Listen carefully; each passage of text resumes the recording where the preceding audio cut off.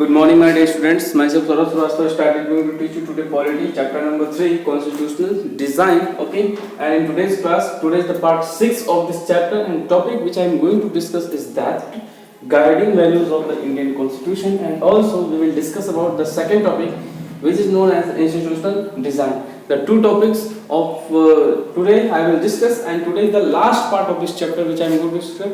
Then after you will complete the question answer and also summary and notes of this chapter and send it in the group. Okay, so let's begin the class. Last कई class से मैं आपको बोलता आ रहा हूँ कि आप notes भेजें। तो हिस्ट्री के फर्स्ट चैप्टर सेकंड चैप्टर दोनों का नोट्स मुझे नहीं मिला, ठीक है। उसके बाद मैंने ज्योग्राफी आपको फर्स्ट सेकंड और थर्ड चैप्टर पढ़ाई, उसका भी नोट्स नहीं मिला। इसके बाद मैंने पॉलिटी आपको फर्स्ट सेकंड और थर्ड पढ़ाया, इसका भी नोट्स मुझे नहीं मिला। फर्स्ट चैप्टर तो है ही नहीं सिलेबस में, सेकंड थर्ड मैंने पढ़ा है, इसका भी नोट्स मुझे नहीं मिला। और साथ में लास्ट पढ़ता है इकोनॉमिक्स, तो इकोनॉमिक्स में मैंने 2 चैप्टर आपको पढ़ाया है, उसका भी नोट्स मुझे नहीं मिला। तो इतने सारे नोट्स मुझे नहीं मिले, तो मैं चाहता हूँ कि इन सारे के नोट्स आप मुझे भेजें ताकि मुझे पता चले कि आप लोग पढ़ रहे हैं। अदरवाइज तो पता है आप लोग को, ठीक है।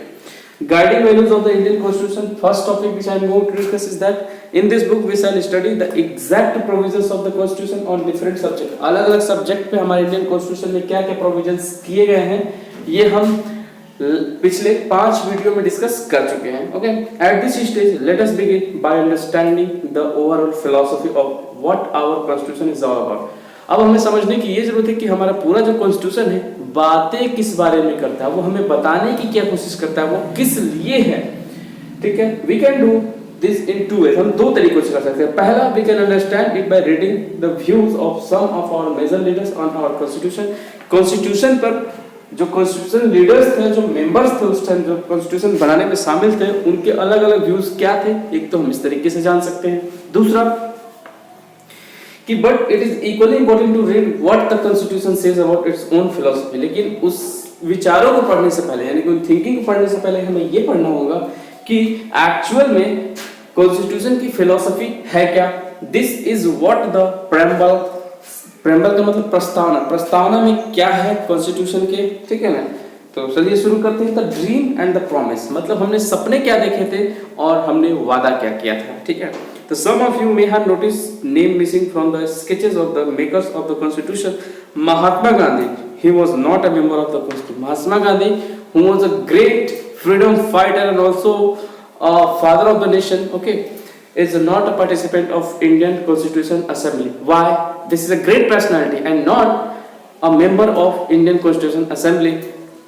This is a very big thing. Yet there were many members who followed his vision. कई सारे members ने उनकी विजन को फॉलो किया। years ago, कई सालों पहले, writing in his magazine Young India in 1931.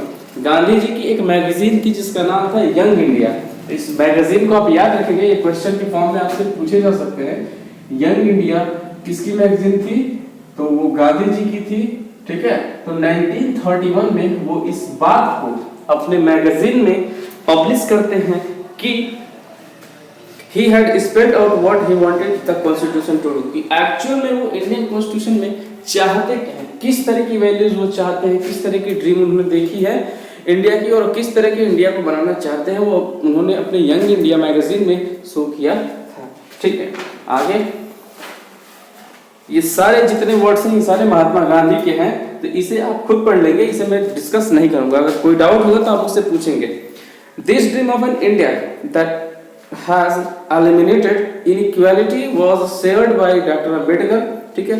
Doctor Ambedkar ने जो इनइक्वालिटी समानता की बात की थी कि सभी लोग समान रहे, छोटी बड़ी जाति धर्म जैसा कोई सिस्टम ना हो, उसको भी गांधी जी ने अपनी पत्रिका में शेयर किया था। Who played a key role in the making of the constitution? Constitution बनाते समय इस चीज को डॉक्टर अंबेडकर ने इम्प्लीमेंट करने की कोशिश फुल्ली की, okay.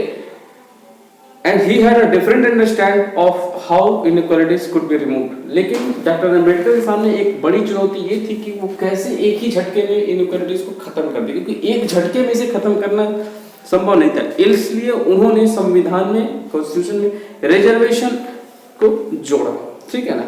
He is often bitterly criticised Mahatma Gandhi and his vision, क्योंकि वो महात्मा गांधी उनके विजन को कहीं ना कहीं साथ लेकर चल रहे थे। In his concluding speech of the constitution assembly, constitution assembly में उनकी कंक्लूजन स्पीच में ये बातें सामने आई। उन्होंने बताया कि हिज एनेक्सिटी वेरी क्लियरली, उनके जो विचार है, उनके जो अंदर की आवाज है वो बिल्कुल साफ है कि वो करना क्या चाहते हैं। Philosophy of the constitution, the next topic which I am going to discuss is that philosophy of the Indian Constitution, values that inspired and guided the freedom struggle and were in turn, ठीक है ना, nurtured by it, form the foundation for Indian democracy। values जिससे हम inspire हुए, guided जो हमें freedom struggle में हमें गाइड किया गया, या हम जिस तरह से फ्रीडम स्ट्रगल में जो जो चीजें संघर्ष किए, इन सबकी छाप हमें इंडियन कॉन्स्टिट्यूशन पर दिखाई देती है। और कहीं ना कहीं इंडियन डेमोक्रेसी के लिए सारी चीजें क्या भी जरूरी थी।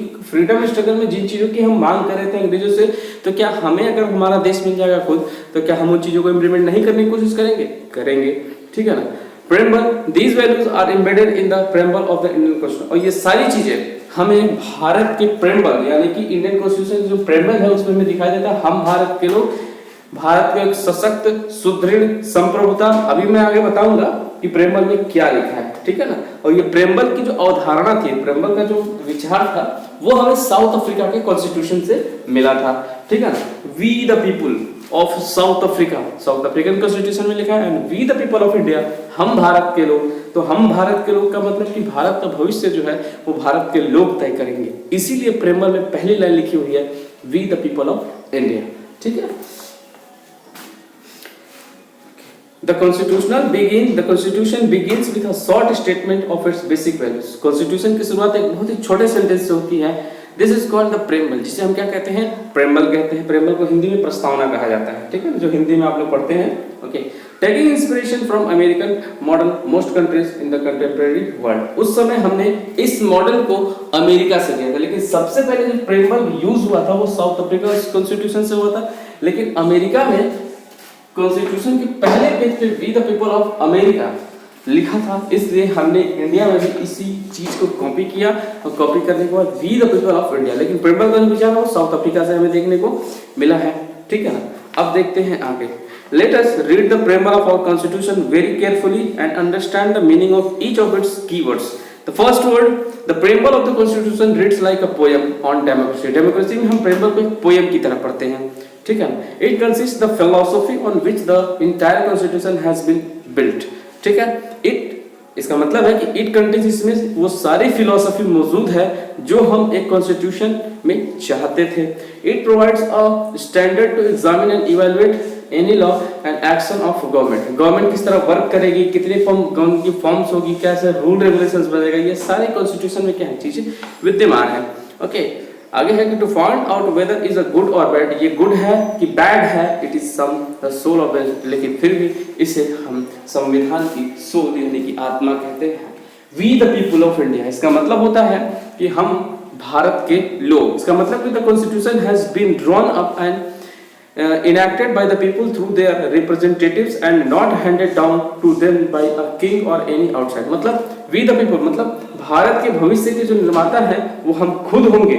कोई बाहरी हमारे इंटरनल या एक्सटर्नल मैटर में क्या करेगा, इंटरफेयर नहीं करेगा, या कोई भी राजा शासन नहीं करेगा। हम ही मतलब हम भारत के लोग ही हमारे देश के क्या भविष्य है। सोवरेन का मतलब होता है सोवरेन, दूसरा वर्ड है SOVERIGN। सोवरेन का मतलब होता है, देखिए सबसे पहले मैं प्रेम्बल पढ़ देता हूं। तो we the people of India having solemnly resolved to constitute India into a sovereign.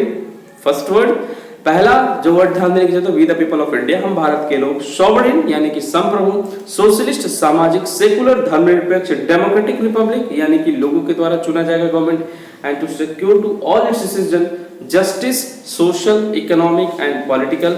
मतलब जस्टिस का मतलब हम न्याय देंगे, तो न्याय किस तरह का होगा, तो सोशल न्याय, सामाजिक न्याय, इकोनॉमिक न्याय, पॉलिटिकल राइट, ये सब। लिबर्टी स्वतंत्रता, किस किस चीज की स्वतंत्रता, थॉट सोचने की, एक्सप्रेशन किसी भी चीज को बोलने की, बिलीफ विश्वास की, फेथ की, और वर्शिप पूजा की स्वतंत्रता दी जाएगी।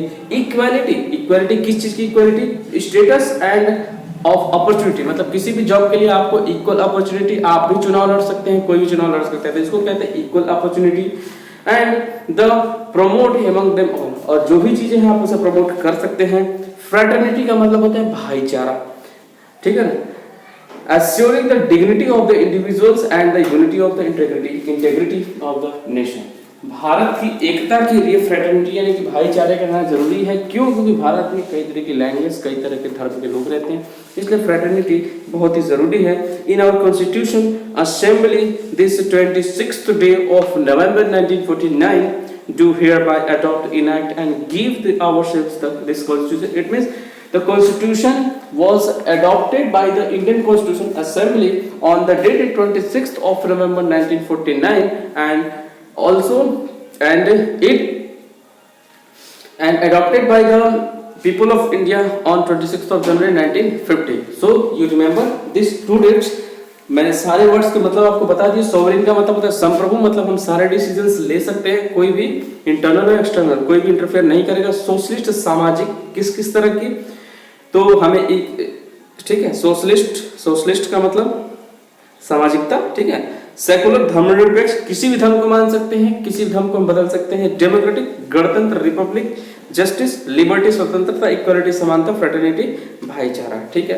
और लास्ट टॉपिक जो है वो मैं डिस्कस करने जा रहा हूँ, institutional design. The constitution is not a merely statement of values and philosophy as we noted above a constitution, okay. Institutional design,